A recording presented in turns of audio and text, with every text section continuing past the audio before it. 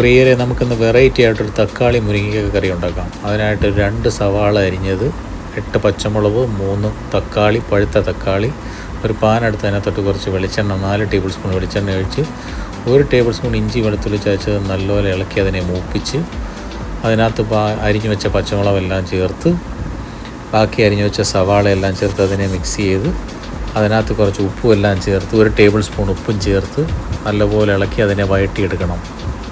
ഇത് നല്ല വെറൈറ്റി ആയിട്ടുള്ള ടേസ്റ്റ് ആയിട്ടുള്ള കറിയാണ്. അതിനകത്ത് 1 ടേബിൾ സ്പൂൺ വേണ്ടതിന് ശേഷം 2 ടേബിൾ സ്പൂൺ മുളക് പൊടിയും 1 ടീസ്പൂൺ മഞ്ഞൾപ്പൊടിയും ചേർത്ത് അതിനെ നല്ലപോലെ മിക്സ് ചെയ്ത് അതിൻ്റെ പച്ചമണമെല്ലാം മാറിയതിന് ശേഷം ആ 3 തക്കാളി അരിഞ്ഞ് പീസാക്കി വെച്ചിരിക്കുന്ന തക്കാളി അതിനകത്തോട്ട് ചേർത്ത് അതിനെ ഇളക്കി അടച്ച് വെച്ച് അതിനെ നല്ലപോലെ വേവിക്കണം.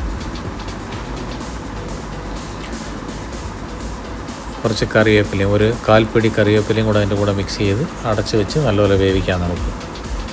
അപ്പോൾ തക്കാളിക്ക് ഏകദേശം വെന്ത് പരുവായിട്ടുണ്ട്. ഇനി നമുക്കൊരു 4 ടേബിൾ സ്പൂൺ തേങ്ങ, ഒരു ടീസ്പൂൺ ജീരകം ഇട്ട് അരച്ചെടുത്ത് കലക്കി ഇതിനകത്ത് ഒഴിക്കാം. ആ തേങ്ങ നല്ലപോലെ മിക്സ് ചെയ്ത്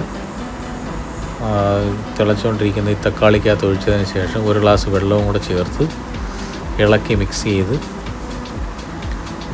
ഇനി നമുക്ക് ഇച്ചിരി ഉപ്പും ചേർത്ത് അതിൻ്റെ കൂടെ തന്നെ നമുക്കൊരു പാനിനകത്തോട്ട് ഇച്ചിരി കടുവും വറുക്കാം. ഒരു കടു മാത്രം, ഉള്ളിയൊന്നും ഇടുന്നില്ല.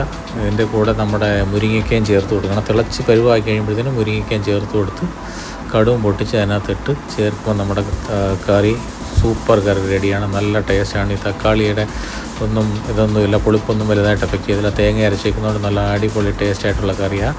ഒരു ദിവസം ഒന്ന് ട്രൈ ചെയ്തിട്ട് നമ്മുടെ അടുത്ത് പറയുക എങ്ങനെ ഉണ്ടെന്ന്. കാത്തിരിക്കുന്നു.